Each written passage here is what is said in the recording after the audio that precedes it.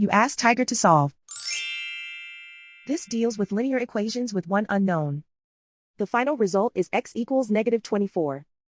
Let's solve it step by step. Simplify the expression. Expand the parentheses. Simplify the arithmetic. Group all x terms on the left side of the equation. Subtract 8x from both sides. Simplify the arithmetic. Group like terms. Simplify the arithmetic. Isolate the x. Divide both sides by 2. Simplify the fraction.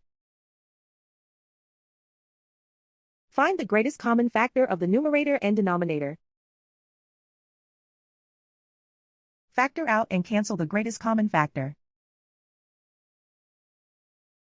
And so the final result is x equals -24.